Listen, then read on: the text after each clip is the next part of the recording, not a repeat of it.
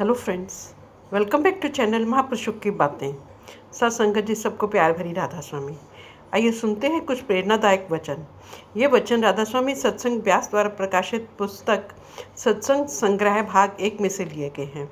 इस पुस्तक के पृष्ठ संख्या 145 में हजूर महाराज चरण सिंह जी फरमाते हैं, जिसको आपने ऊपर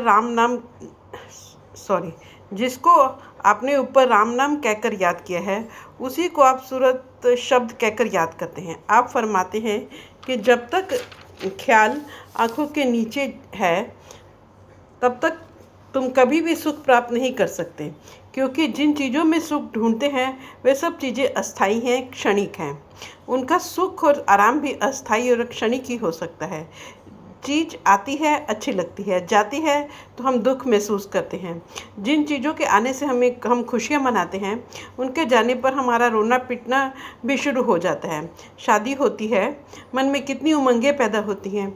उसी पत्नी से खटपट हो जाए, घर नरक बन जाता है। बाल बच्चे पैदा होते हैं, हम कितनी पार्टियाँ करते हैं, कितनी खुशियाँ मनाते हैं। वे ही बच्चे बीमार हो जाए, नालायक निकल आएँ या परमात्मा उन्हें वापस बुला ले, देख लो वही संतान हमारे लिए दुख का कारण बन जाती है। कभी हम हुकूमत के नशे में सुख ढूंढने की कोशिश करते हैं। जब लोग हमारे जुलूस निकालते हैं, हमारा मन फूला नहीं समाता। लेकिन यह इतिहास भी सामने है, जब हम उन्हें गोलियों का शिकार बना देते हैं, उठाकर जेल खानों में डाल देते हैं, फांसी के तख्तों पर लटका देते हैं। दुनिया की जिस चीज़ को मान बढ़ाई को हुकूमत के नशे को हम खुशी समझे बैठे थे, वह अंत में हमारे लिए दुख का कारण बन जाती है। इसलिए गुरु नानक साहब हमें समझाते हैं, जब तक हमारा मन दुनिया की धारा में, दुनिया के प्रेम में रंगा हुआ है, हम कभी भी सुख प्राप्त नहीं कर सकते, हम कभी भी शांति नहीं पा सकते। अगर सुख और शांति प्राप्त करनी है, शब्द सूरत सुख उपजे, प्रभरातो सुख सार। जब सूरत शब्द का अभ्यास करके मालिक की भक्ति के रंग में रंग जाएंगे, मालिक के प्रेम और प्यार के रंग में रंग जाएंगे, तब कहीं जाकर सुख की सांस आएगी। फिर पता लगेगा कि शांति क्या चीज़ है। तभी हम हमेशा के लिए सुख और शांति प्राप्त कर सकेंगे। इसलिए गुरु नानक साहब समझाते हैं, नानक दुखिया सब संसार। दुनिया के सभी जीव अपनी अपनी जगह दुखों और मुसीबतों से भरे बैठे हैं। किसी से भी पूछ कर देख लें, एक दूसरे का पर्दा और भ्रम है। अंदर से सब पके फोड़े की तरह निकलते हैं। असली सुख और शांति तो उनको है जो दुनिया का मोह और प्यार त्याग कर मालिक की भक्ति और मालिक के प्यार में लगे हुए हैं। वे सुख के लिए दुनिया का आसरा नहीं, बल्कि मालिक का आसरा लेते हैं। सो गुरु साहब फरमाते हैं, जब तक तुम्हारा मन आंखों के नीचे नीचे है, वह कभी भी सुख और शांति प्राप्त नहीं कर सकेगा। अगर सुख और शांति प्राप्त करना है तो मन को आंखों के पीछे लाकर शब्द के साथ जोड़ो, उस नाम के साथ जोड़ो। जैसे जैसे हम अपने घर के नज़दीक पहुंचते जाएंगे, वैसे वैसे सुख और शांति प्राप्त करते जाएंगे। जो हमेशा के लिए अपने घर पहुंच जाते हैं, वे हमेशा के लिए सुख और शांति प्राप्त कर लेते हैं। हमारा घर कौन सा है? सचखंड है, जहाँ परमात्मा रहता है, परमेश्वर रहता है। जब तक हम अपने घर वापस नहीं पहुँचते, तब तक हम सुख प्राप्त नहीं कर सकते। जिसे हम अपना घर समझे बैठे हैं, वह तो काल का पिंजरा है, किराए का मकान है, पराया मकान है।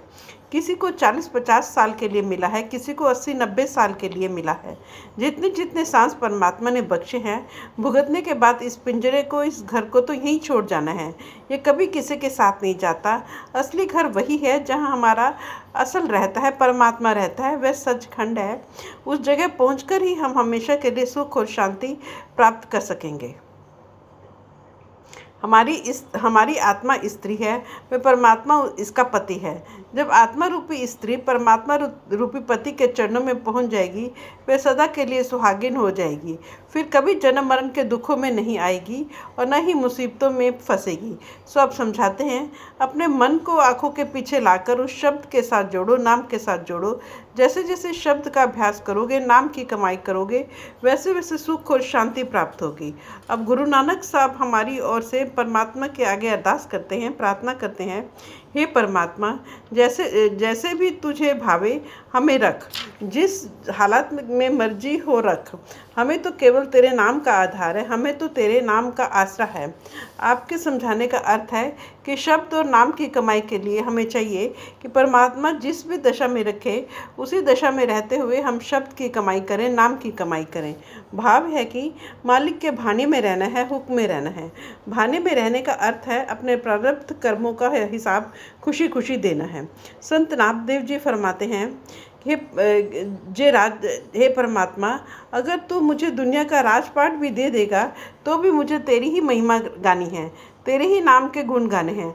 अगर कहीं मुझे दर बदर की ठोकरें खानी पड़ जाए तो फिर मुझे कौन सा दाता का दरवाज़ा छोड़ देना है, मुझे तो फिर भी वहीं ठोकरें खानी है। जिस तरह समुद्री जहाज के कौवे को उस जहाज के सिवाय बैठने का कोई ठिकाना नहीं मिलता, वह चाहे जितनी उड़ान भर के देख ले, आखिर उसे फिर उसी जहाज पर आकर बैठना पड़ता है। इसी तरह हमारी आत्मा को भी उस परमात्मा के अलावा और कौन सा ठिकाना हो सकता है। गुरु साहब फरमाते हैं, वह मालिक दुखी रखे सुखी रखे, जिस भी हालत में वह मौला रखता है, उस हालत में रहते हुए शब्द की कमाई करनी है, नाम की कमाई करनी है। और मालिक की भक्ति उस मालिक से मिलने के लिए करनी है, बेटे बेटियों के सुख के लिए नहीं करनी, जातियों धर्मों और देशों के झगड़े जीतने के लिए नहीं करनी, शराबों कबाबों के स्वाद के लिए नहीं करनी, धन दौलत इकट्ठी करने के लिए नहीं करनी। हमें मालिक की भक्ति केवल मालिक से मिलने के लिए ही करनी है। जब तक हम मालिक को नहीं मांगते, हम अपनी भक्ति में कभी सफल नहीं हो सकते। मैंने कई बार उदाहरण दिया है, हम अपने छोटे से बच्चे को नौकरों के साथ खेलने के लिए बाहर भेज देते हैं। अगर बच्चा रोना शुरू कर देता है तो नौकर उसका दिल बहलाने के लिए हर कोशिश करते हैं। कभी उसको मिठाई देते हैं, कभी उसको खिलौनों से खिलाते हैं, कभी उसको मीठी मीठी कहानियाँ सुनाते हैं। जब तक बच्चे का दिल लगा हुआ है, माता पिता निश्चिंत होकर घर का कामकाज करते रहते हैं।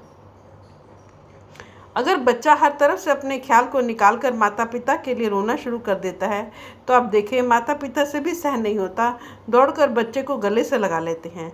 सो जब तक हम परमात्मा की रचना के मोह और प्यार में फंसे हुए हैं, उससे खेलने में लगे हुए हैं, तब तक हम उस रचना का ही हिस्सा बने बैठे हैं।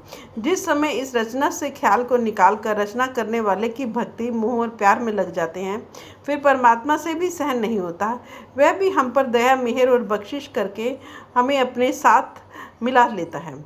और सो गुरु नानक साहब हमें उपदेश करते हैं कि मालिक की भक्ति केवल मालिक से मिलने के लिए ही करनी है और मालिक के भाने में रहकर करनी है, मालिक के हुक्म में रहकर करनी है।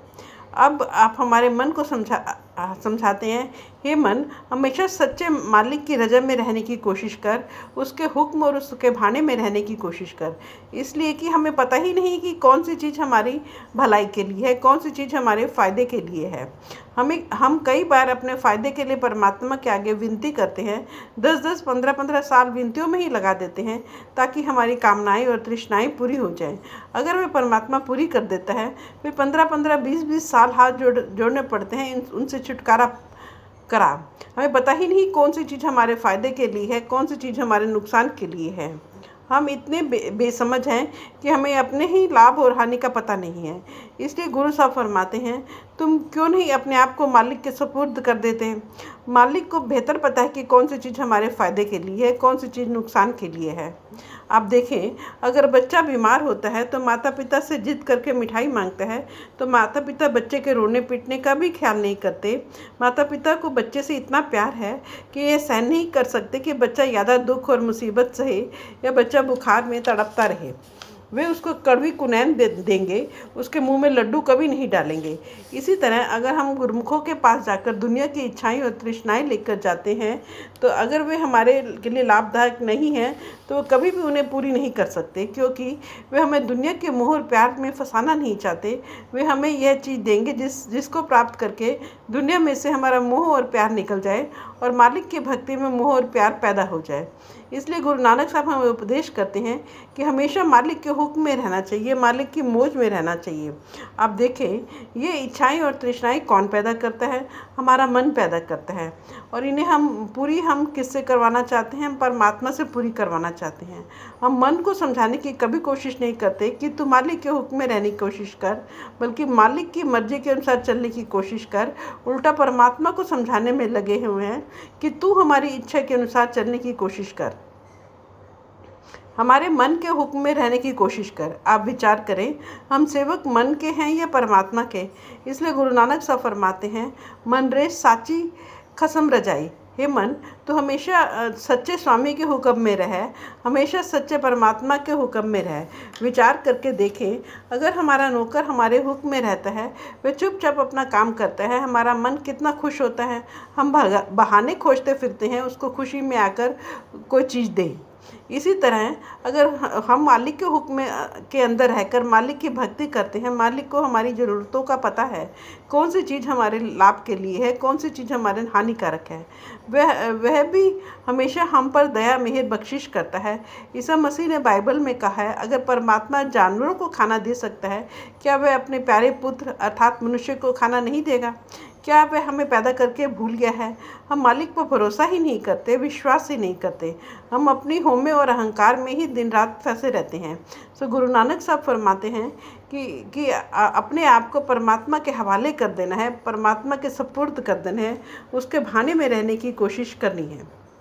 गुरु साहब समझाते हैं, कौन से सच्चे स्वामी की रजा में रहना है। कहते हैं, परमात्मा ने तुझे इस दुनिया में सब कुछ बख्शा है, पत्नी बख्शी है, सच्चे बच्चे बख्शे हैं, मित्र दोस्त बख्शे हैं, तेरे खाने पीने को इतना कुछ बख्शा है, और इस दुनिया में तुझे आदर मान भी दिया है, और सबसे ऊंची चीज़ मनुष्य का जामा दिया है। फिर भी तेरे अंदर मालिक का ख्याल कभी भूल कर भी नहीं आता। इससे बढ़कर अफसोस की बात और क्या हो सकती है। जिस परमात्मा ने मनुष्य का जामा बख्शा है, उसे कभी सपने में भी नहीं भूलना चाहिए। गुरु साहब फरमाते हैं, 84 लाख जिया जुन भुगतने के बाद परमात्मा की अति दया मेहर और बख्शिश हो, तब कहीं जाकर हमें मनुष्य का जामा मिलता है।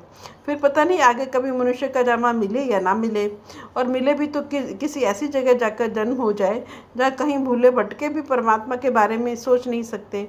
इसलिए इस अवसर का लाभ उठाकर हमें उस मालिक की खोज करनी है, उस मालिक की भक्ति करनी है। गुरु साहब ने पहली 5 पंक्तियों में बड़ी अच्छी तरह खोल कर वर्णन किया कि अपनी फिलॉसफी समझाई है कि किस तरह मालिक की भक्ति करनी है। अब आप हठ कर्मों का, कर्म कांड का, क्रिया कर्म का, जब तब, पूजा पाठ, पुण्य दान आदि का वर्णन करते हैं। आमतौर पर दुनिया के जीव मन के अधीन होकर बाहर मुखी हो जाते हैं और मन को वश में करने की कोशिश में लग जाते हैं। आप कहते हैं, हम आम तौर पर मन को काबू करने के लिए क्या करते हैं?